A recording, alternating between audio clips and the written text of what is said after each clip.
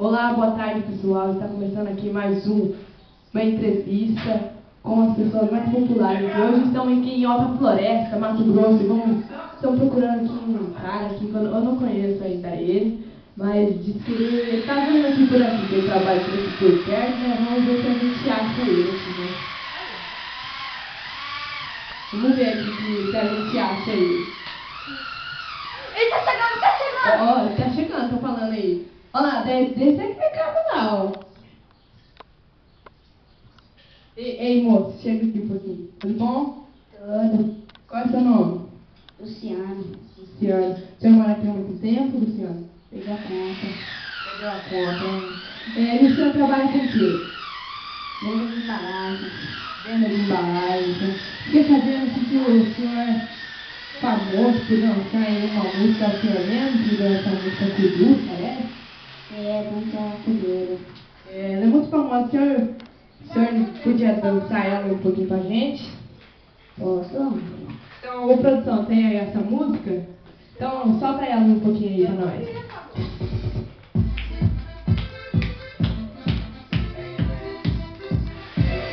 Aumenta mais.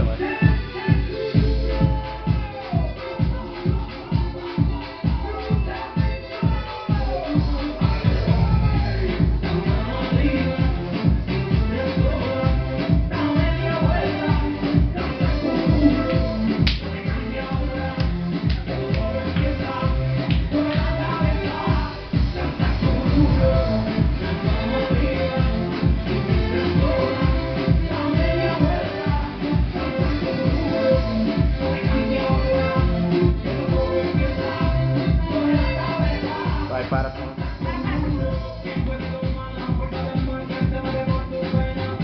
Olha, muito legal. E parabéns, o senhor dança muito bem. Obrigado. O senhor, nós já estamos terminando aqui. O senhor quer mandar um abraço, um beijo aí pra alguém? Eu quero. Então, pode mandar aí. Pode olhar lá pra câmera lá e mandar.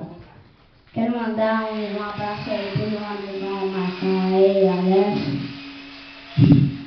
Pra Ana, a barrigona aí, né? A Aline, José, Dona Neide, a Maria Eduarda, Minha sobrinha. minha sobrinha. É isso aí. Obrigado, tchau.